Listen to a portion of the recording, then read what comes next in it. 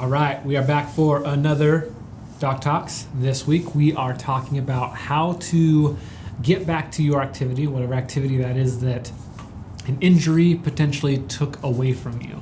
Yes, it can be devastating, and because your life can be upended if you suffer a particular injury, and most people want to just say, well, I'm just going to stop, chill, and I'll bounce right back.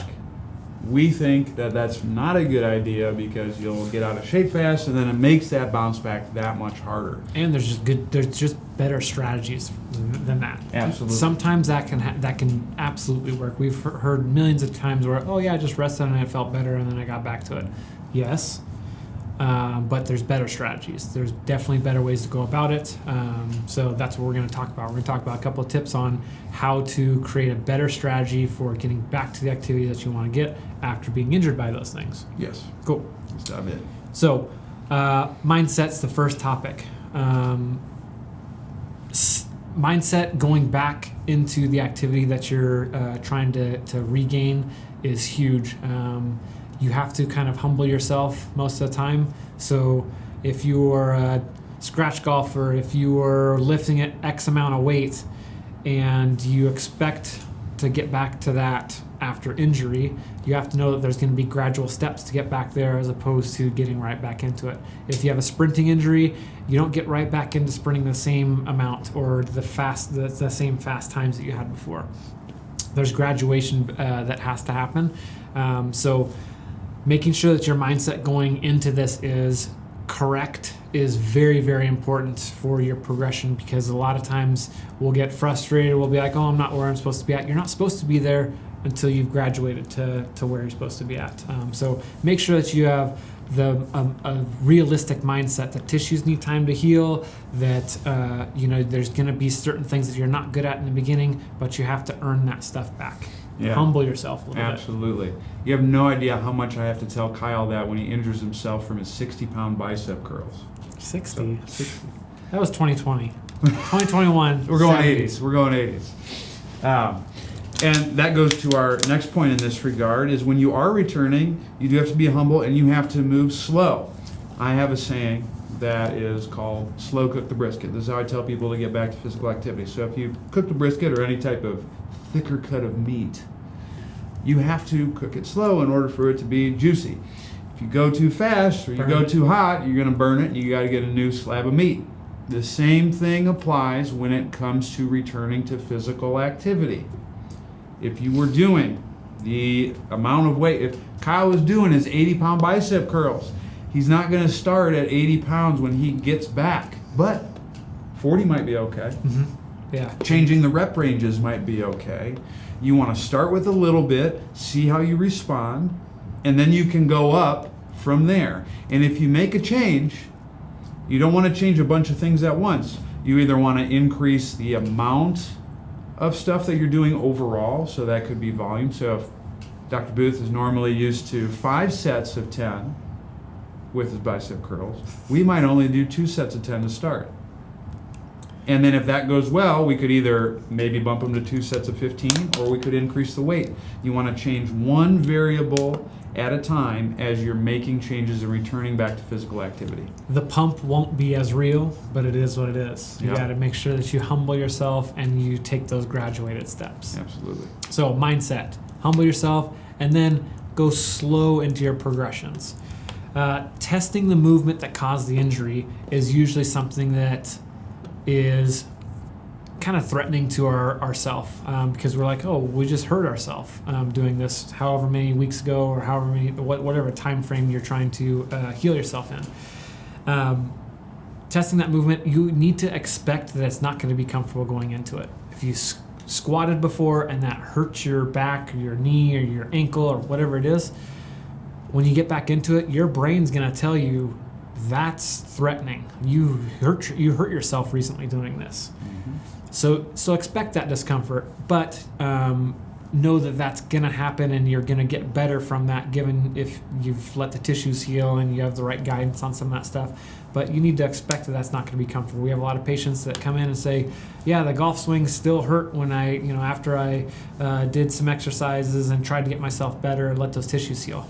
That's the first time that they had swung. So yes, your body's going to experience a little bit of hesitation before it lets it go rip, and you're able to get back to your full swings and all that kind of stuff. Absolutely. Well, and you figure too, if you've had to take a layoff from that activity, your muscles and your tissues become a little bit out of shape. Mm-hmm. And just like if you hadn't worked out in a while and you go and train really hard, you might be sore. You might not be able to lift your arms up as high after you've went ham on the bicep curls. That's normal and to be expected. That's especially amplified after any type of injury because your body is doing things to make sure you don't make the same mistake twice. Now that being said, that doesn't give you the license to push through pain. There's a difference between discomfort, I feel a little something after I do that, and pain, which is the warning signal that your body lets you know that this is not safe. Yeah. So saying that I like to give people, or you could, and when we say test the waters, just like if you were to get into a tub, you would stick your big toe in and see what the temperature is. If it's too hot, you might not go back in. You might put some ice cubes or something in a tub. Yeah. I don't know. Same thing applies here. Test the offending activity, the activity that bothered you, or activities that are like the activity that bothered you. If it starts to hurt, it's okay. Stop at that point. Try it again another day. It might be better. Yeah, and know that again, you have to take a step back and see if it's discomfort, if it's pain. If you don't know the difference between those two, ask someone or reach out, and we'll try to give you our best explanation on how to grade that, on how you should move forward with those types of activities. So, respect the pain. Put some respect on it. And then expect that discomfort when you're trying to introduce those movements again. Lastly, you can still work on your body and let the healing increase by getting a lot of circulation and movements in other areas of your body. So if his shoulder is hurt, you can still work the lower body, you can still work a ton of other areas of the body, but that's going to increase the amount of circulation that happens in the body, but it also allows nutrients to get dropped off. It allows your body to cycle and metabolize and all that stuff. So those are all the things that really help drive your healing processes. So don't forget about the other areas just because one area of your body hurts. Yeah, and especially if I hurt my left shoulder because I did a lot of overhead pressing or maybe bicep curls. Yeah, you tried to hang out with me. Bicep curls. And I got to cheat to hang with this guy. So that's totally realistic.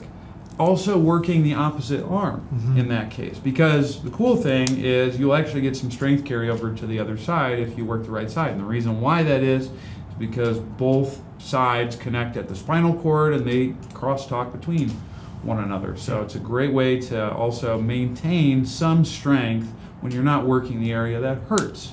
Another way to do that, aside from working the opposite side, is also do visualization on the side that's affected. There was a cool study done several years ago where they measured, I think it was with the wrist, where they had people do wrist curls, they had people visualize wrist curls, and they had people do nothing. And guess what, folks? The people who did the active exercise and the visualization group got better strength performances than the people who did nothing.